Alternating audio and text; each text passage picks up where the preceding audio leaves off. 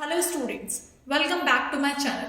सो जैसा कि आज आप लोग देख सकते हैं, आज हम लोग रिवाइज करने जा रहे हैं unit 3 of your macro economics chapter 7 aggregate demand and related concepts. And जो इसकी वेटेज है आपके बेटा एग्जामिनेशन के पॉइंट ऑफ व्यू से, वो वेटेज है आपकी बोर्ड के अंदर 12 मार्क्स की, सिर्फ और सिर्फ यूनिट 3 की। यूनिट 3 में आपके 3 चैप्टर्स कवर किए जाएंगे, चैप्टर 7, चैप्टर 8 एंड चैप्टर 9, जो कि हम 1 बाय 1 वीडियो लेक्चर्स के अंदर कवर करेंगे। क्लियर? सो आज हम लोग बात कर रहे हैं चैप्टर 7 की। सो देखिए, सबसे पहले जो टर्म निकल के सामने आती है, that is your aggregate demand. What is aggregate demand? Aggregate का मतलब होता है टोटल। सो एग्रीगेट डिमांड माने total demand. Clear? So total demand it means हम लोग डिमांड कब कर रहे हैं? जब हमारे पास उस चीज को खरीदने की क्या है, परचेजिंग पावर है, कैपेसिटी है हमारे पास उस चीज को खरीदने की, तभी हम क्या कर रहे हैं, डिमांड कर रहे हैं। और डिमांड इसका मतलब खरीद रहे हैं, तो इसका मतलब हम लोग खर्चे कर रहे हैं। तो इसीलिए एग्रीगेट डिमांड को बोला गया क्या? Total expenditure. क्या बोला गया? टोटल एक्सपेंडिचर बोला गया। क्लियर? आगे ना अब बात करते हैं इसके कंपोनेंट्स की, कि एग्रीगेट डिमांड के हमारे क्या क्या कंपोनेंट्स हैं। सो चलिए लिखिए मेरे साथ, components of aggregate demand. So there are 4 components of aggregate demand. आप लोगों ने एक्सपेंडिचर मेथड पढ़ा था नेशनल इनकम के अंदर, जहां पर मैंने आपको 4 चीजें बताई थी: private final consumption expenditure, government final consumption expenditure, gross domestic capital formation, जिसको हम लोग इन्वेस्टमेंट एक्सपेंडिचर भी बोल रहे थे। 4th हम लोगों ने समझा था नेट एक्सपोर्ट। वही 4 चीजें यहां पर दोबारा आप लोग समझेंगे, क्योंकि यही क्या है, टोटल एक्सपेंडिचर है। क्लियर? सो जो इन 4 चीजों को मिलके क्या बनता है, हमारा एक्सपेंडिचर होता है। वही 4 चीजें यहां पर आ जाएंगी हमारी कंपोनेंट्स में। सो सबसे पहला क्या, हाउस होल्ड कंजप्शन एक्सपेंडिचर। वो खर्चे जो कौन कर रहे हैं, हम लोग कर रहे हैं, हाउस होल्ड्स कर रहे हैं बेसिकली। क्लियर? सेकंड क्या है, गवर्नमेंट कंजप्शन एक्सपेंडिचर। वो खर्चे जो कौन कर रही है, सरकार कर रही है, किसके लिए, अपनी पब्लिक के लिए। ओके। थर्ड क्या है आपके, इन्वेस्टमेंट एक्सपेंडिचर। इन्वेस्टमेंट एक्सपेंडिचर माने वो खर्चे जो किसके थ्रू किए जा रहे हैं, कैपिटल गुड्स को खरीदने में किए जा रहे हैं। क्लियर? अपनी इकोनॉमी की कॉमन नीड्स को सेटिस्फाई करने के लिए। ओके। नेक्स्ट क्या है आपका, नेट एक्सपोर्ट्स। नेट एक्सपोर्ट्स कैसे निकालते थे हम, एक्सपोर्ट माइनस इंपोर्ट। ये क्या आता था हमारा, नेट एक्सपोर्ट आता था बेसिकली। ओके। अब बात करें तो यहां से एग्रीगेट डिमांड का फॉर्मूला क्या बनता है। ठीक। सो एग्रीगेट डिमांड का जो फॉर्मूला निकल के सामने आता है वो ये आता है, दैट इज ये है आपका C, ये आपका G, I और ये आपका नेट एक्सपोर्ट, जिसको हम X माइनस M से ही इंडिकेट करते हैं। Okay. So aggregate demand consumption plus investment plus government plus net export. ये क्या है आपका actual formula of aggregate demand, और we can say total expenditure. Clear? But as we are studying only the closed economy, क्योंकि आपके syllabus में सिर्फ और सिर्फ क्लोज्ड इकोनॉमी पढ़ रहे हैं हम लोग, सो इसलिए यहां पर हम लोग क्या कंसीडर करेंगे, सिर्फ और सिर्फ बेटा कंजप्शन और इन्वेस्टमेंट को ही कंसीडर किया जाएगा। क्लियर? सो जो आपका फॉर्मूला यहां से निकलता है, अब आप क्या अपने न्यूमेरिकल्स में फॉर्मूला यूज करेंगे। अब जब हम एग्रीगेट डिमांड की बात करेंगे तो सिर्फ हम लोग बोलेंगे कि एग्रीगेट डिमांड का फॉर्मूला क्या है, कंजप्शन प्लस इन्वेस्टमेंट है। और ये क्यों हम लोग इतना ही पढ़ते हैं, बिकॉज ऑफ 2 सेक्टर इकोनॉमी और we can say closed economy. Clear point? ना अब आगे बात करते हैं। अब हम समझेंगे इस एग्रीगेट डिमांड को एक वाइड कॉन्सेप्ट में लेकर, कर्व्स के साथ, इसके शेड्यूल के साथ। सो उससे पहले कंजप्शन को समझेंगे और देन इन्वेस्टमेंट को समझेंगे। क्लियर? सो सबसे पहले हम लोग बात कर लेते हैं किसकी, कंजप्शन एक्सपेंडिचर की। क्या है आपका कंजप्शन एक्सपेंडिचर? भाई हम लोग कंजप्शन कब करेंगे, हम लोग किसी चीज को कंज्यूम माने खर्चा करना। ठीक। हम लोग खर्चा कब करेंगे, जब हम कमाएंगे, जब हमारे पास इनकम होगी। इसीलिए किसका फंक्शन बोला जाता है, इनकम का फंक्शन बोला जाता है। That consumption is a function of income. Clear? अब बारी आती है इसके शेड्यूल की। भाई फॉर एग्जांपल कंसीडर करिए इनकम। अब इनकम का साइन यहीं से आपको याद रखना है, that is your Y. Okay, income का साइन क्या है आपका, y है। एक तरफ लिख लेते हैं कंजप्शन। भाई इनकम हमारी फर्स्ट मंथ 0 रही, ठीक है, क्या कंजप्शन भी 0 रहेगी? भाई ऐसा पॉसिबल है कि भाई अगर इस महीने में कुछ नहीं कमा रही तो क्या मेरी कंजप्शन भी 0 रहेगी, कि मैं कंज्यूम करना बंद कर दूंगी? ऐसा तो पॉसिबल ही नहीं है कि 0 लेवल ऑफ इनकम पर भी हमारी कुछ ना कुछ वैल्यू जरूर रहती है, किसकी, कंजप्शन की। अब ये कहां से जनरेट होती है? भाई हमारी पास्ट सेविंग से। भाई मैंने पहले भी तो कुछ सेविंग्स करके रख रखी होंगी, तभी मैं उनको यूज कर रही हूँ। सो ये कंजप्शन कहां से आई 0 लेवल ऑफ इनकम पर? हमारी पास्ट सेविंग से आई। क्लियर? सो अज्यूम कर लेते हैं जो हमारी 0 लेवल ऑफ इनकम पर कंजप्शन रही वो कितने की रही, 60 की रही। क्लियर? नाउ अब हमारी इनकम इंक्रीज होगी, अब हो गई 100, देन 200 हुई, देन 300 हुई, देन 400 एंड देन 500। तो इस तरीके से हमारी इनकम क्या हुई बेटा, इंक्रीज हुई with the constant rate. Clear? आगे नाउ कंजप्शन। कंजप्शन, अब जब मेरी इनकम 100 हुई तो अब मेरी कंजप्शन हो गई कितनी, 130। ठीक, देन मेरी इनकम हुई 200, अब मेरी कंजप्शन कितनी हो गई, 200 हो गई। कैसे रेट के साथ इंक्रीज कर रही हूं मैं, ये कितने से बढ़ा, 70 से, देन कितने से बढ़ा, 70 से, अब भी कितने से इंक्रीज करूंगी, 70 से ही करूंगी। क्लियर? रीजन समझाती हूं कि 270, 340 एंड 410, इसके पीछे कोई ऐसा थ्योरेटिकल रीजन नहीं कह सकते हम कि भाई ऐसा ही रीजन होता है, ऐसे ही हम लोग कंज्यूम करते हैं कि भाई जैसे जैसे इनकम बढ़ती है एक कांस्टेंट रेट के साथ में उसको कंज्यूम कर रहे हैं। No, but as we are studying the Keynes theory, so ये उनका कहना है कि जैसे जैसे हमारी इनकम कांस्टेंट रेट के साथ इंक्रीज हो रही है तो कंजप्शन भी हमारी कैसे रेट के साथ इंक्रीज होगी, कांस्टेंट रेट के साथ ही इंक्रीज होगी। ये रेट आपका हो सकता है, आप क्योंकि शेड्यूल बनाएंगे एग्जाम के अंदर तो आप इसे 70 से इंक्रीज करिए या 60 से इंक्रीज करिए, ओके, वो आपकी मर्जी है। क्लियर? यहां पर मैंने इंक्रीज किया है इसको 70 के रेट से। क्लियर है बेटा? अब आगे बात करते हैं। सबसे पहले आपको क्या चीजें याद रखनी है इस शेड्यूल से कंजप्शन को लेकर, that consumption can never be 0। Consumption कभी भी 0 नहीं हो सकता। कंजप्शन हमेशा कैसे रेट के साथ इंक्रीज करेगा, कांस्टेंट रेट के साथ इंक्रीज करेगा। व्हेन इनकम इज 0, जब हमारी इनकम 0 होगी, then the consumption will be called, जहां पर इनकम 0 होगी उस कंजप्शन को क्या बोला जाएगा, इसको बोला जाएगा ऑटोनॉमस कंजप्शन। क्या बोला जाएगा, ऑटोनॉमस कंजप्शन। और इसका साइन क्या होता है बेटा, C बार होता है। Clear point? Okay, so when income is 0 then the consumption will be called autonomous consumption और we can say C bar. Clear point?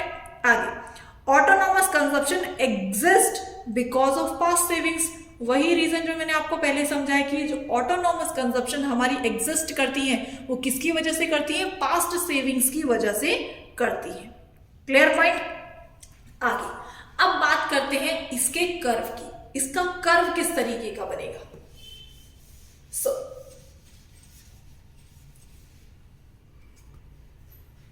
भाई सिर्फ हम कंजप्शन का कर्व सीख रहे हैं अभी, ठीक।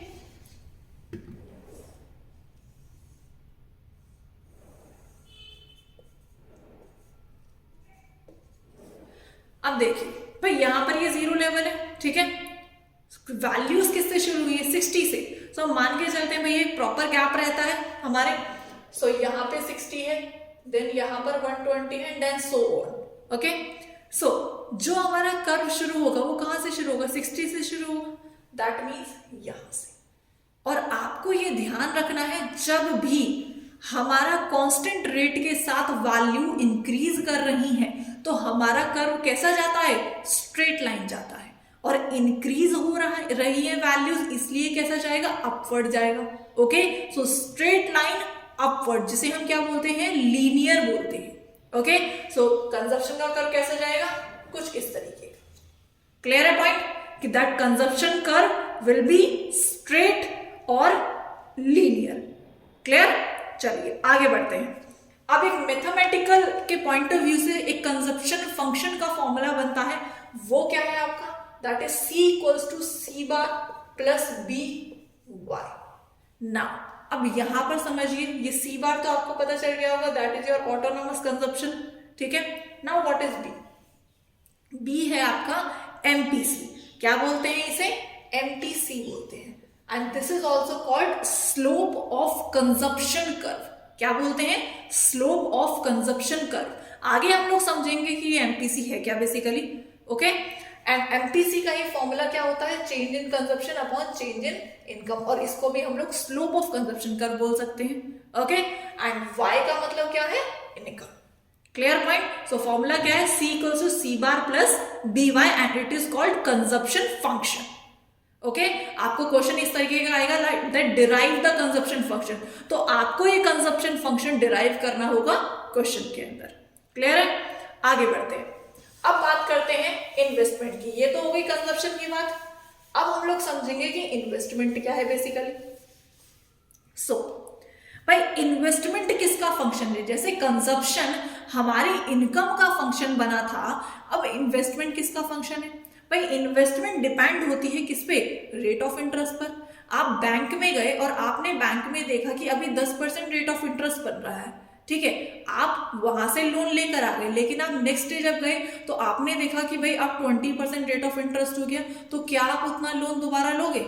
नहीं लोगे ना। सो जैसे ही रेट ऑफ इंटरेस्ट इंक्रीज हुआ, आपके लोन लेने की चीजें क्या हुई? कम हुई, मतलब इन्वेस्टमेंट कम रहा। सो अपोजिट चल रही है चीजें कि रेट ऑफ इंटरेस्ट जब क्या हुआ? इंक्रीज हुआ, तो आपकी इन्वेस्टमेंट क्या हुई?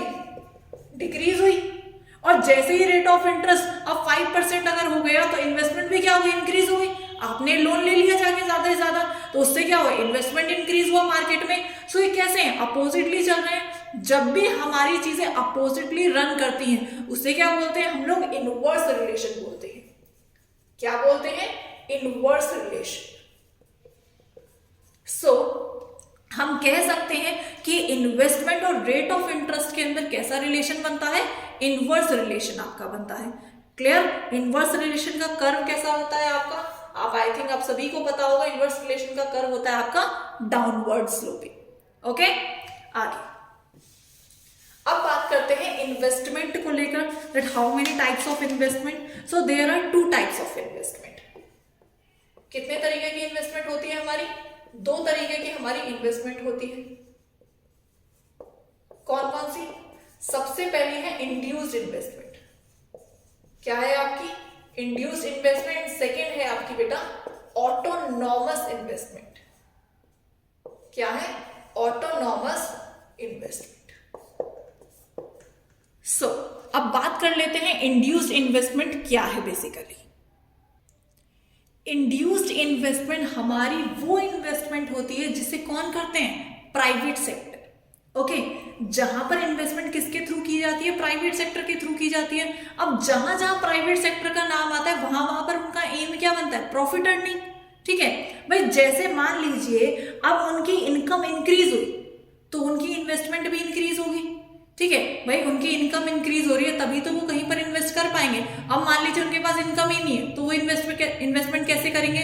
सो इनकी जो इन्वेस्टमेंट डिपेंड होती है, वो किस पे होती है? इनकम पर होती है। इनकम बढ़ी तो इन्वेस्टमेंट बढ़ी, इनकम कम हुई, इन्वेस्टमेंट भी कम हुई, ओके। सो यहां पर कौन रन करते हैं? Private sector. क्लियर? आगे सो ऑटोनॉमस इन्वेस्टमेंट में कौन संभालते हैं? गवर्नमेंट। ऑटोनॉमस इन्वेस्टमेंट कौन करती है? सरकार करती है। अब सरकार को इनकम से कोई लेना देना नहीं है, जितनी इन्वेस्टमेंट वो आज कर रही थी उतनी ही वो कल करेगी, ओके। सो यहां पर कौन रन करती है? गवर्नमेंट करती है। सो नाउ अब एक चीज देखिए कि इनका कर्व किस तरीके का होगा। भाई मैंने यहां पर कहा इनकम बढ़ी तो इन्वेस्टमेंट बढ़ी, इनकम कम हुई इन्वेस्टमेंट भी कम हुई। सेम चल रही है चीजें। कैसा है relation? Direct relation. Direct relation का कर्व कैसा होता है? Upward sloping. Clear? Autonomous investment, income से कोई लेना देना ही नहीं है। जितनी इन्वेस्टमेंट आज है उतनी ही कल होगी, उतनी ही परसों होगी, ठीक। कांस्टेंट रहने वाली है, जिसका कर्व कैसा रहेगा आपका? Parallel to X axis. Clear point, बात समझ में आई? आगे बढ़ते हैं। अब बात करते हैं बेटा हम इसके कर्व की। ठीक भाई, हमने इन्वेस्टमेंट का कर्व समझ लिया, ठीक है, हमने कंजप्शन का कर्व समझ लिया। एक बात और, अब आपने दो तरीके की इन्वेस्टमेंट समझी, एक समझी इंड्यूस्ड इन्वेस्टमेंट और एक समझी ऑटोनॉमस इन्वेस्टमेंट। आपको कौन सी कंसीडर करके चलनी है? हम हमेशा ये मानकर चलते हैं कि हमारे जो देश में कैसी इन्वेस्टमेंट की जा रही है, ऑटोनॉमस इन्वेस्टमेंट की जा रही है। दैट मीन्स इन्वेस्टमेंट कैसी है? कांस्टेंट है। कैसी है? कांस्टेंट है, ना चेंज होने वाली। जब जब आप न्यूमेरिकल करेंगे, अगर आपको क्वेश्चन में ऊपर इन्वेस्टमेंट की वैल्यू मान लीजिए 60 दे दी, तो आपको हर एक लेवल ऑफ इनकम पर इन्वेस्टमेंट कितनी कंसीडर करनी है? 60 ही कंसीडर करनी है। क्लियर? आगे सबसे पहले देखिए इसका शेड्यूल। आधा शेड्यूल हम लोग वही रखेंगे अपना जो अभी हम लोगों ने समझा था इनकम और कंजप्शन के अंदर। ठीक, मान के चलिए इनकम 0, देन 100 हुई, देन 200 हुई, देन 300 हुई, then 400, then 500। Okay, and consumption को वही 70 के रेट से इंक्रीज करेंगे हम कांस्टेंट रेट के साथ। 130, 200, 270, देन आपका कितना आएगा? 340, देन आएगा आपका 410। क्लियर? आगे और मान के चलिए जो इन्वेस्टमेंट है आपकी वो कितनी है? 60। हम बेसिकली फर्स्ट वैल्यू जो कंजप्शन की है वही इन्वेस्टमेंट की कंसीडर करके चल रहे हैं अपनी इन्वेस्टमेंट को भी। जैसा कि मैंने आपको बताया कि ऑटोनॉमस इन्वेस्टमेंट है तो कांस्टेंट रहेगी, that will be 60, 60, 60 and your 60। Clear? AD कितना आएगा? एग्रीगेट डिमांड की बात करें तो एडी का फॉर्मूला क्या मैंने आपको समझाया? Consumption plus investment, consumption plus investment. लिख लेते हैं 120, 190, 260 एंड 330, देन आपका आएगा 400, देन आएगा आपका 470। यहां तक क्लियर है? आगे अब बात करते हैं इसके कर्व की। यहां पर हम लोग तीनों ही कर्व बनाए जा रहे हैं, एडी का भी बनाएंगे, कंजप्शन का भी और इन्वेस्टमेंट का भी। तो दो तरीके के कर्व आप लोग ऑलरेडी सीख चुके हैं, X axis 0 and your Y axis.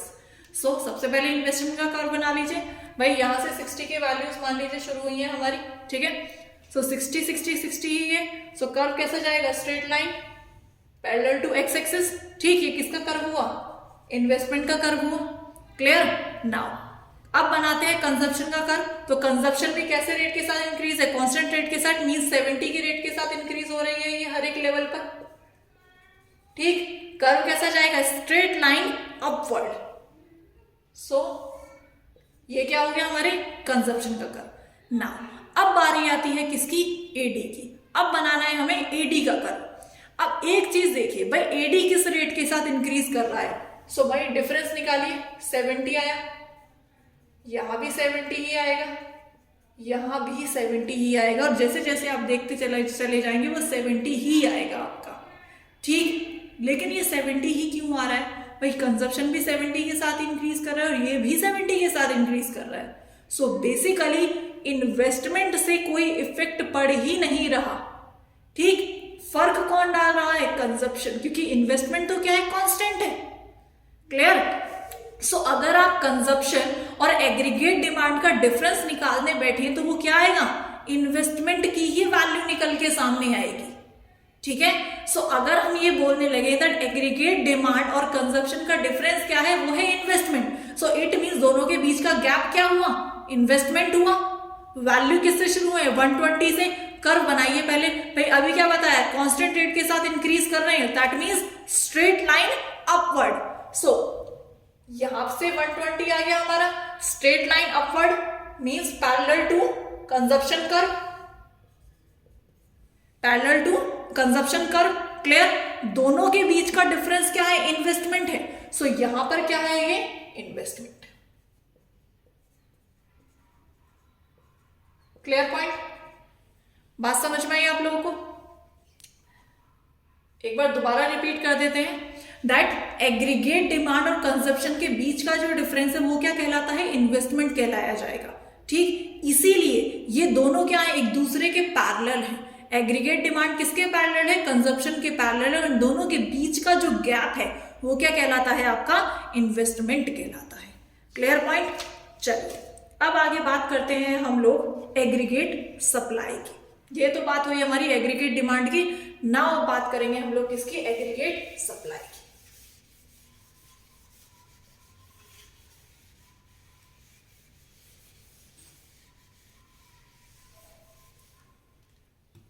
चलिए एग्रीगेट सप्लाई, एग्रीगेट सप्लाई क्या है basically, so it is a money value of final goods and services that all the producers are willing to supply in an economy in a given time period. Aggregate supply क्या है, total supply है, एक money value सभी final goods and services की जो कि producers इच्छा रखते हैं सप्लाई करने को लेकर एक पर्टिकुलर टाइम पीरियड के अंदर। ओके, और इसी एग्रीगेट सप्लाई को और क्या बोला जाता है, इनकम बोला जाता है। क्या बोला जाता है, इनकम बोला जाता है। Clear point. भाई इनकम का फॉर्मूला क्या बनेगा बेसिकली, भाई इनकम का फॉर्मूला बनेगा कितना हमने खर्च कर लिया और कितना हमने बचा लिया, that means consumption plus savings. Okay भाई, जब मैंने इनकम को ही क्या बोल दिया, एग्रीगेट सप्लाई बोल दिया, तो ऑब्वियस सी बात है यही फॉर्मूला किसका बन गया, एग्रीगेट सप्लाई का बन गया। ठीक, सो एग्रीगेट सप्लाई का भी फॉर्मूला क्या है आपका, कंजप्शन प्लस सेविंग्स ही रहने वाला है। ठीक, अब बात करते हैं सेविंग्स को लेकर। कंजप्शन हम ऑलरेडी समझ चुके हैं, यहां पर हमें क्या समझना है, सेविंग्स समझना है। सो सेविंग्स कहां से जनरेट होती है, भाई जब तक मैं इनकम अर्न नहीं करूंगी तो सेविंग्स कहां से करूंगी।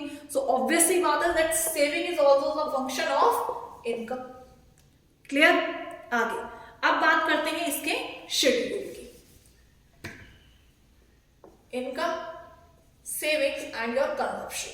वही सेम शेड्यूल हम लोग दोबारा बनाएंगे, 0, 100, 200, 300, 400 एंड योर 500। सो कंजप्शन की वैल्यूज लिख लेते हैं सबसे पहले, 60, 130, 200, 270, देन आपका आएगा 340, देन योर 410। नाउ भाई एक तो फॉर्मूला लगा के निकाल सकते हैं सीधे सीधे, इनकम में से कंजप्शन निकाल दीजिए, आपकी सेविंग्स की वैल्यू आ जाएगी। बट एक थोड़ी सी बिहाइंड स्टोरी भी समझ लीजिए। भाई कंजप्शन जो आ रही थी जीरो लेवल ऑफ इनकम पर, ये कहां से आ रही थी, पास्ट सेविंग्स से। ठीक, मतलब जो हमने पहले कभी सेविंग्स कर रखी है। ठीक है भाई, हम यहां पर जो वैल्यू आएगी वो कैसे आएगी, 0 - 60, दैट मीन्स -60। क्या आएगी, -60। ये जो -60 है क्यों आए, क्योंकि हमारी सेविंग्स इतने से क्या हो रही है, कम हो रही है, क्योंकि वहां से हम लोग कंजप्शन निकाल रहे थे। क्लियर है। तो चलिए वैल्यूज निकाल लीजिए, -30, ये कितना आएगा, 0, देन कितना आएगा आपका 30, देन आएगा आपका 60, देन आएगा आपका 90। क्लियर। सो सेविंग्स भी किसके रेट के साथ इंक्रीज करेंगे हम लोग, कांस्टेंट रेट के साथ। ये ऑटोमेटिकली आपका इसी तरीके से आगे निकल के आएगा, कांस्टेंट रेट के साथ ही निकल कर आएगा। क्लियर है। सो डायरेक्ट रिलेशन होता है किसके बीच में, इनकम और सेविंग्स के बीच में। भाई जैसे जैसे इनकम बढ़ेगी वैसे वैसे हमारी सेविंग्स भी इंक्रीज होती चली जाएंगी। भाई आज इनकम 100 है तो मैंने 30 रुपए बचा ली, कल मेरी इनकम 200 हो गई, मैं और पैसे बचा लूंगी।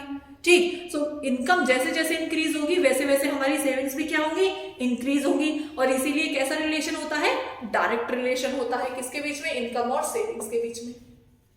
Clear point. आगे सेविंग कर्व भी कैसे रेट के साथ इंक्रीज करेगा, कांस्टेंट रेट के साथ इंक्रीज करेगा। कर्व देख लीजिए अब सेविंग्स का।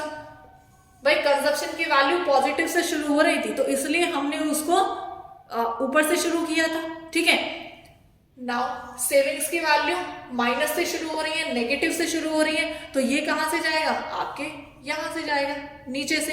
क्लियर है। सो भाई मान के चलते हैं जितना गैप यहाँ पर 60 का रहते हैं उतना ही गैप यहाँ पर लेके चलेंगे, दैट इज योर -60। क्लियर है।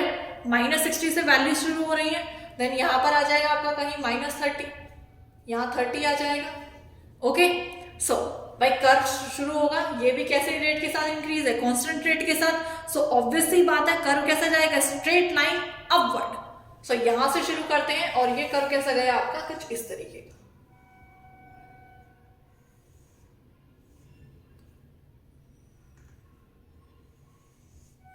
क्लियर है, ठीक। सो जब भी कांस्टेंट रेट के साथ इंक्रीज करेंगे वैल्यू तो कर्व कैसा जाता है, स्ट्रेट लाइन अपवर्ड। इस पॉइंट पर सेविंग क्या है हमारी, 0 है। ओके, व्हेन सेविंग्स इज 0 और हमारी इनकम और कंजप्शन क्या है, इक्वल है, उस पॉइंट को बोला जाता है क्या बेटा, ब्रेक इवन पॉइंट। क्या बोला जाता है, ब्रेक इवन पॉइंट। तो देखिए इनकम और कंजप्शन क्या है, इक्वल है, और सेविंग्स क्या है, 0 है। सो इसलिए इस पॉइंट को क्या बोला जाएगा, ब्रेक इवन पॉइंट बोला जाएगा। ये आप लोग को कर्व में मेंशन करना है और आपके शेड्यूल में भी मेंशन करके चलना है। क्लियर है पॉइंट। नाउ जिस तरीके से हमने कंजप्शन फंक्शन देखा था, कंजप्शन फंक्शन का एक फॉर्मूला देखा था ना, सी बार प्लस बी वाई, उसी तरीके से सेविंग फंक्शन को भी डिराइव करने का एक फॉर्मूला है।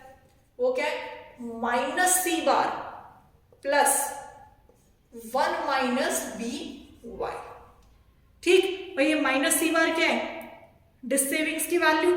क्लियर, 1 माइनस बी मैंने क्या बताया था, एमपीसी। तो यहां पर बी क्या है, एमपीसी है, और ये किसका फॉर्मूला बनता है, ये बनता है बेटा एमपीएस का फॉर्मूला, जिसको हम लोग change in saving upon change in income भी बोल देते हैं। That is your slope of savings curve. Clear है, और वाई क्या है आपका, इनकम है। Clear point. नाउ अब हम लोग बनाएंगे एक ही कर्व में एग्रीगेट सप्लाई का भी कर्व और सेविंग्स का भी कर्व और कंजप्शन कर्व भी। क्लियर है, चलिए सबसे पहले बनाएंगे क्या हम बेटा, शेड्यूल।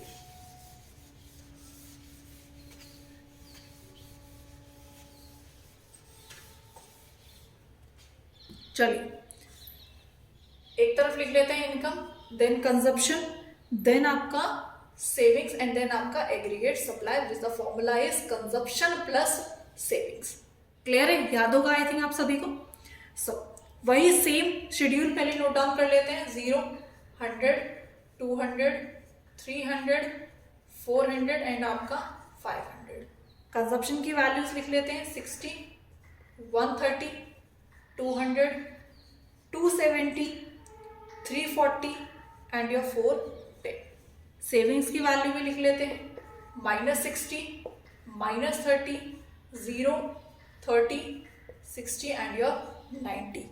एग्रीगेट सप्लाई की वैल्यूज क्या आएंगी, कंजप्शन प्लस सेविंग, तो 60 plus -60 0, 130 plus -30 that is 100, 200, 300, 400 and your 500। और जैसा कि हमने स्टार्टिंग में बोला था, एग्रीगेट सप्लाई को ही क्या बोल देते हैं, इनकम बोल देते हैं। और वो यहाँ पर हमें साफ साफ नजर भी आ रहा है कि इनकम की जितनी भी वैल्यूज है वो किसकी वैल्यूज हैं, एग्रीगेट सप्लाई की भी वैल्यूज हैं।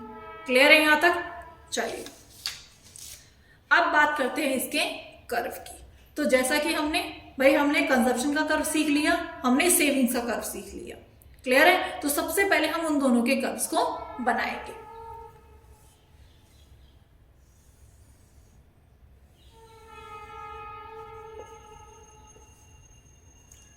सेविंग्स का कर्व हमारा नेगेटिव से शुरू होगा।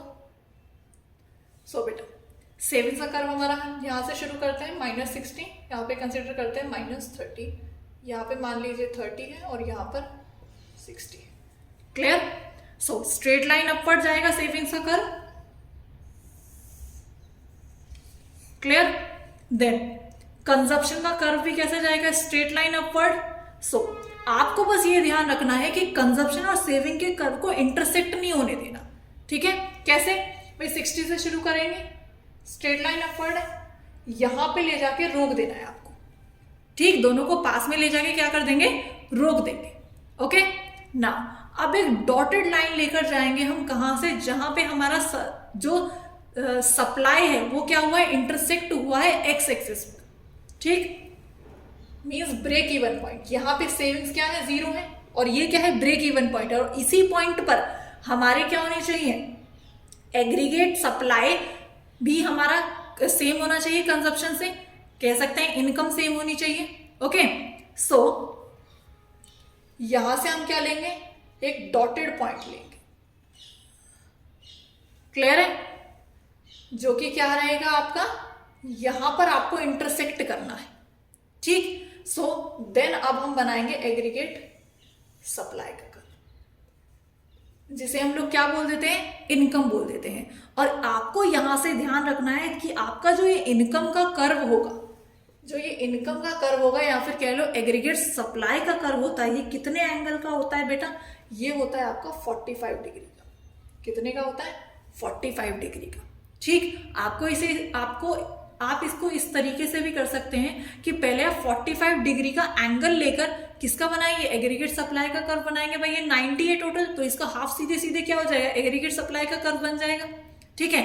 देन सप्लाई का कर्व बनाएंगे आप लोग, जहां पर इंटरसेक्ट कर रहा है वहां से डॉटेड लाइन लेकर जाएंगे किस पे, एग्रीगेट सप्लाई पे, एंड देन उसके बाद किसका कर्व बनाएंगे, कंजप्शन का कर्व बनाएंगे। क्लियर है पॉइंट। नाउ अब यहीं से, ये तो हो गई एक ही डायग्राम में बात। अब बात करते हैं डेरिवेशन की। डेरिवेशन कैसे, कि सेविंग कर्व से क्या बनाना है हमें, सॉरी कंजप्शन कर्व से क्या बनाना है, सेविंग कर्व बनाना है। क्लियर, चलिए तो डेरिवेशन समझिए आप।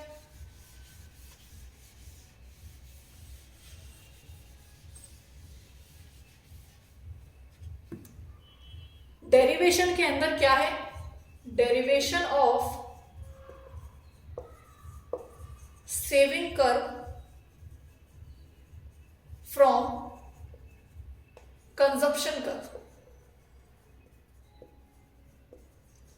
कि आपको कंजप्शन कर्व से क्या डिराइव करना है, सेविंग कर्व डिराइव करना है। तो ऊपर नीचे आपको सबसे पहले कर्व्स ड्रॉ करने हैं।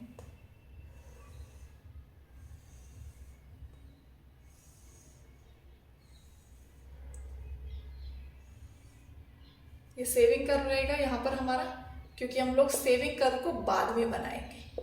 क्लियर है बेटा, सबसे पहले हम क्या बनाएंगे, कंजप्शन कर्व बनाएंगे। ओके, सो जिसकी हेल्प से हम लोग जिस कर्व को डिराइव करते हैं उस कर्व को हम लोग कहाँ रखते हैं, ऊपर रखते हैं। सो यहाँ पर किसकी मदद से बना रहे हैं, कंजप्शन कर्व की मदद से, तो इसलिए कंजप्शन कर्व को कहाँ बनाएंगे हम लोग, ऊपर बनाएंगे। क्लियर है, चलिए। सो भाई हमें पता है कि जो हमारा इनकम का कर्व है वो कितने एंगल का है, 45 डिग्री का है। सो हम देख लेते हैं भाई ये 90 डिग्री, तो इसका सही मिड क्या हो जाएगा, 45 डिग्री। सो ये किसका कर्व हो गया, आपका इनकम का कर्व हो गया, और we can say aggregate supply का कर्व हो गया। क्लियर है, आगे अब यहीं से आपको क्या कर्व डिराइव करना है, कंजप्शन का कर्व डिराइव करना है। सो कंजप्शन का कर्व हम लोग मान लेते हैं भाई यहां से शुरू होगा, जीरो से तो शुरू हो ही नहीं सकता, because consumption can never be zero. Clear है, और ये इंटरसेक्ट होता हुआ जाएगा किससे, इनकम से। क्लियर, जो पॉइंट क्या कहलाएगा, ब्रेक इवन पॉइंट। सो हम मान के चलते हैं ये कुछ इस तरीके का जाएगा। क्लियर है, दैट स्ट्रेट लाइन अपवर्ड, कहां पे इंटरसेक्ट हुआ है, यहां पर। यहां से हम क्या करेंगे, एक डॉटेड लाइन हम लोग लेकर आएंगे नीचे तक, यहां तक, और इस पॉइंट पर ही हमें क्या इंटरसेक्ट करना है, अपना सेविंग्स का कर्व इंटरसेक्ट करना है। सो मान लीजिए सेविंग्स का कर्व यहां से शुरू हो रहा है, क्योंकि सेविंग्स का कर्व हमेशा कहां से शुरू होता है, नेगेटिव वैल्यू से। स्ट्रेट लाइन अपवर्ड आपको इंटरसेक्ट करते हुए लेकर जाना है ऐसे, यहां से, इस पॉइंट से। क्लियर, सो ये क्या हुआ, हमारा सेविंग्स का कर्व हुआ। ठीक, यही पॉइंट क्या है आपका, सेविंग किसके बराबर है, जीरो के, और इसी पॉइंट को क्या बोलते हैं, ब्रेक इवन पॉइंट। एंड यहां पर इनकम किसके बराबर है, कंजप्शन के, और इसी पॉइंट को क्या बोलते हैं हम लोग, ब्रेक इवन पॉइंट बोलते हैं। क्लियर है पॉइंट, ऐसे ही आपका डिराइव हो सकता है क्या, कंजप्शन कर्व किससे, सेविंग्स कर्व से। तो जब हम डिराइव करेंगे किससे, सेविंग कर्व से, तो देन हम सेविंग कर्व को कहां बनाएंगे, ऊपर बनाएंगे। क्लियर है, और कंजप्शन कर्व को कहां बनाएंगे, नीचे बनाएंगे। ठीक, आगे बढ़ते हैं। अब बात करते हैं प्रोपेंसिटी की, किसकी, प्रोपेंसिटी की। सबसे पहला propensity to consume, propensity to consume. Basically हमने कितने प्रपोर्शन से कंजप्शन किया अपनी इनकम से। सो यहां पर दो कॉन्सेप्ट आपके निकलते हैं, क्या क्या, एक तो है आपका average propensity to consume, average propensity to consume, जिसे शॉर्ट फॉर्म में बोला जाता है एपीसी। दूसरा है आपका मार्जिनल प्रोपेंसिटी टू कंज्यूम, जिसे क्या बोला जाता है एमपीसी। क्लियर? फॉर्मूले क्या बनते हैं भाई? सिंपल सिंपल, इनकम से जनरेट हो रही है ना कंजप्शन, तो नीचे क्या रहेगा? इनकम रहेगा। यहां क्या लिखा हुआ है? कंजप्शन, तो ऊपर क्या आएगा? कंजप्शन आएगा। सिंपल। एपीसी का फॉर्मूला क्या है? C/Y। ओके, बात कर लेते हैं मार्जिनल की। तो भाई कंजप्शन कहां से जनरेट हुई? इनकम से जनरेट हुई, तो नीचे क्या आएगा? इनकम आएगा। ठीक, यहां पे क्या लिखा हुआ है? कंजप्शन, तो ऊपर क्या आएगा? C आएगा, कंजप्शन। लेकिन अब दोनों में फर्क क्या है भाई? ये भी सेम है, ये भी सेम है, बट यहां क्या लिखा हुआ है? मार्जिनल। जब जब मार्जिनल लिखा हो दैट मीन्स वो किसकी बात कर रहा है? चेंज इन की बात कर रहा है, कि कितना चेंज आया, कितनी इनकम चेंज होने से कितनी कंजप्शन इंक्रीज हुई। ठीक भाई, 0 से 100 हो गई इनकम, इनकम बढ़ी 100, कंजप्शन हो गई 60 से 130, कितनी बढ़ गई? 70। क्लियर? तो 100 के चेंज आने से इनकम में 70 का चेंज आया कंजप्शन में। क्लियर है? तो उस चेंज इन का साइन क्या है? आपका डेल्टा। क्या है? डेल्टा। सो एमपीसी का फॉर्मूला क्या बना? Delta consumption upon delta income. Clear point? आगे अब बात कर लेते हैं इसके रिलेशन की, दैट इनकम, कंजप्शन और एपीसी का क्या रिलेशन है ना। सबसे पहले बनाएंगे हम क्या? Schedule, income, consumption and your APC. So देखिए भाई, इस बार थोड़ी इनकम चेंज कर लेते हैं। इनकम 0, 100, 200, देन 300, देन आपका 400। ओके, कंजप्शन मान लीजिए 40 है, देन 120, इस बार हम लोग 80 से इंक्रीज कर रहे हैं, 200, 280, देन हो जाएगा आपका 360। क्लियर? एपीसी का फॉर्मूला मैंने अभी आपको समझाया, that is your consumption upon income. So APC की वैल्यूज कुछ इस तरीके की आएंगी। 40/0 जाएगा बेटा निल, एंड 1.20, देन आ जाएगा आपका बेटा 1, 200/200 इक्वल्स टू 1, देन आएगा आपका 0.933, देन आएगा आपका 0.9। क्लियर? नाउ अब इसको कंपैरिजन करते हैं हम 1 के साथ। एपीसी को हमेशा किसके साथ देखा जाता है? 1 के साथ देखा जाता है। यहां पर देखिए भाई, यहां पर क्या है वैल्यू? निल को छोड़ दीजिए, 1.20 को देखिए, दैट इज एपीसी की जो वैल्यू है वो 1 से ग्रेटर है कि नहीं है ना? So APC is more than 1। यहां पर APC is equals to 1 and यहां पर APC is less than 1। Clear?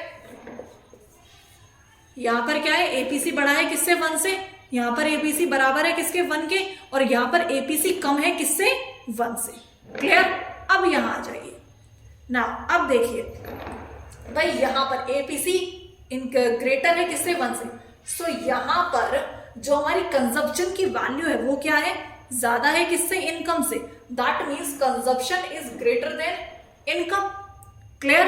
Now यहां पर consumption is equals to income. Clear? यहां देखिए, consumption is less than income. Consumption क्या है? लेस देन है किससे? इनकम से।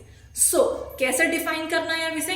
When APC is more than 1, then the consumption is greater than income.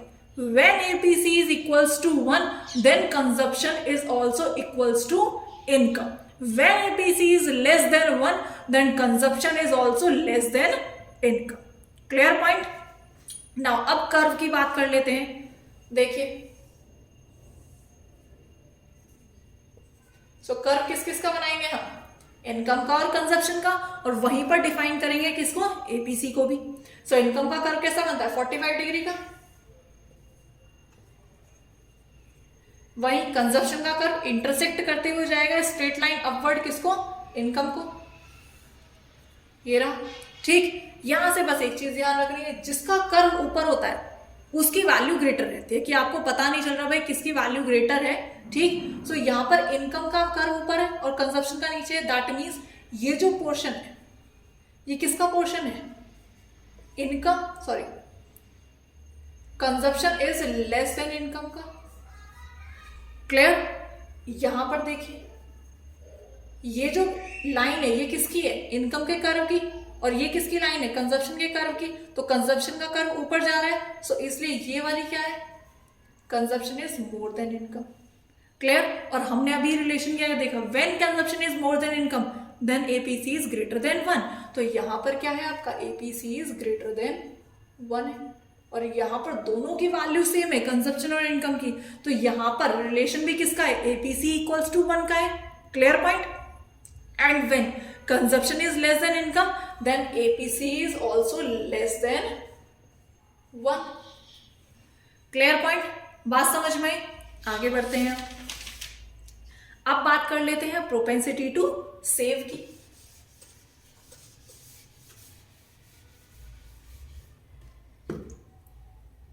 Propensity to save, यहां पर भी दो कॉन्सेप्ट निकलते हैं, average propensity to save APS and marginal propensity to save MPS. तो जैसे उसमें मैंने फॉर्मूला समझाया था, भाई सेविंग कहां से जनरेट होती है, इनकम से। तो नीचे क्या आएगा, इनकम आएगा, यहां भी नीचे क्या आएगा, इनकम आएगा। क्लियर। लास्ट में क्या लिखा हुआ है, एस, ऊपर क्या आएगा, सेविंग, यहां क्या लिखा हुआ है, एस, सेविंग। भाई एपीएस का तो फॉर्मूला बन गया, सेविंग अपॉन इनकम। क्लियर। भाई मार्जिनल है, it means change in, okay, sign क्या आएगा, delta. So delta saving upon delta income, ये किसका फॉर्मूला बन गया, एमपीएस का फॉर्मूला बन गया, जो कि किसका स्लोप कहलाता है, आपका स्लोप ऑफ सेविंग्स कर्व भी कहलाता है। क्या कहलाता है, स्लोप ऑफ सेविंग्स कर्व। और यही कुछ मैंने आपको समझाया था 1 माइनस बी के अंदर भी समझाया था। बी क्या है, एमपीसी। तो 1 माइनस एमपीसी किसका फॉर्मूला है, आपके एमपीएस का फॉर्मूला है। किसका फॉर्मूला है, एमपीएस का फॉर्मूला है। क्लियर पॉइंट, बात समझ में आई। एमपीएस की जो वैल्यू लाई करती है बेटा हमेशा, वो किसके बीच में आती है, 0 से 1 के बीच में आती है। एमपीएस की वैल्यू जो हमेशा लाई करती है वो किसके बीच में आती है, 0 से 1 के बीच में। क्लियर। आगे यहीं से आपके कुछ दो फॉर्मूले निकलते हैं, वो आपको याद रखने हैं। कौन कौन से हैं वो दो फॉर्मूले, एक है आपका APC plus APS equals to 1, okay. दूसरा क्या है, MPC plus MPS equals to 1। Clear. और यहीं से कुछ और फॉर्मूले निकल जाते हैं, एपीएस का भी एपीसी का बन जाएगा यहाँ से सबसे पहले 1 माइनस एपीएस, और एपीएस का भी बन जाएगा यहाँ से क्या, 1 माइनस एपीसी। उसी तरीके से एमपीसी का बन जाएगा यहाँ से 1 माइनस एमपीएस, और एमपीएस का बन जाएगा यहाँ से 1 माइनस एमपीसी। Clear point. चलिए और आगे बढ़ते हैं। अब बात कर लेते हैं एक most important topic, that is your x एंटे, savings and investment. और वहीं इसके अपोजिट टर्म क्या है, x post savings and investment.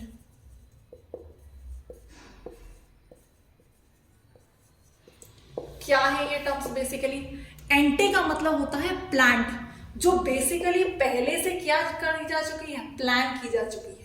Plan क्या कर ली हमने, सेविंग्स कर ली, इन्वेस्टमेंट कर ली। फॉर एग्जांपल मैंने मान के चलिए ये प्लान कर लिया कि अगले महीने में 1000 रुपए बचाऊंगी और 2000 रुपए इन्वेस्ट कर दूंगी। ठीक भाई, अभी वो चीज हुई तो नहीं है, क्या पता सिचुएशन ऐसी बन जाए कि मेरे 2000 के बजाय 3000 रुपए खर्च हो जाए और मेरे पास कुछ भी ना बचे, है ना, या फिर मेरे पास 500 रुपए की सेविंग्स बचे और मेरे खर्चे बढ़ जाए। Clear point. तो कुछ भी हो सकता है, क्योंकि वो क्या है, प्लान्ड है अभी। ठीक, सो प्लान्ड हमेशा कभी भी एक्चुअल नहीं रहते, और इसीलिए इनका नाम क्या बोल दिया गया, इसको और बोला गया इंटेंडेड, और क्या बोला गया, वॉलंटरी, और इसको बोला गया डिजायर्ड। ये हमेशा कब की जाती है, बिगिनिंग में, पीरियड के बिगिनिंग में हम इसे डिसाइड करते हैं। क्लियर। वही बात कर लेते हैं x post savings and investment की। सो ये क्या होते हैं, हमेशा एक्चुअल होते हैं। एक्चुअल किस तरीके से, फॉर एग्जाम्पल भाई मैं कहने लगूं कि जनवरी में मैंने 1000 रुपए बचाए थे और मैंने 2000 रुपए इन्वेस्ट कर दिए थे, तो वो चीज तो जा चुकी ना। वो तो एक्चुअल सेविंग है। अब उसमें तो मैं चेंजेस नहीं ला सकती क्योंकि वो तो समय जा चुका है। अब मैंने भाई लास्ट में बैठ के मंथ के लास्ट में अब देखा है कि भाई मेरी सेविंग्स कितनी की हुई, मेरी इन्वेस्टमेंट कितनी की हुई, जिसको मैं अब चेंज नहीं कर सकती। तो वो क्या है, actual savings and investment. Clear? जो कि कब देखी जाती है, पीरियड के एंड में देखी जाती है। Clear point? बात समझ में आई? Now next topic. अब बारी आती है इसके अनएम्प्लॉयमेंट की। किसकी? अनएम्प्लॉयमेंट की। सो अनएम्प्लॉयमेंट दो तरीके की होती है। एक होती है आपकी इनवॉलेंट्री और एक होती है आपकी वॉलेंट्री।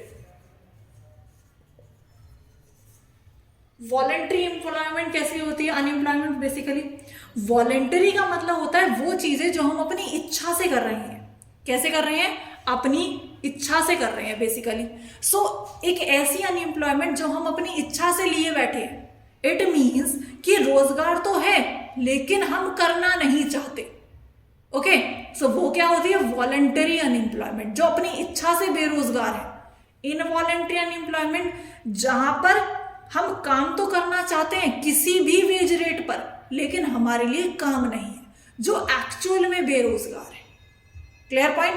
नेशनल इनकम में जो कंसीडर के जब हम लोग अनएम्प्लॉयमेंट को कंसीडर करते हैं, टोटल अनएम्प्लॉयमेंट को, तो सिर्फ वहां पर कौन सी अनएम्प्लॉयमेंट कंसीडर की जाती है? इनवॉलेंटरी अनएम्प्लॉयमेंट, जो लोग काम तो करना चाहते हैं लेकिन उनको काम मिल नहीं रहा। क्लियर है? आगे अब बात कर लेते हैं फुल एम्प्लॉयमेंट की। भाई फुल एम्प्लॉयमेंट कब बनेगी देश में? जब जीरो अनएम्प्लॉयमेंट होगी। ठीक? फुल एम्प्लॉयमेंट कब बनेगी देश के अंदर? जब बेसिकली जीरो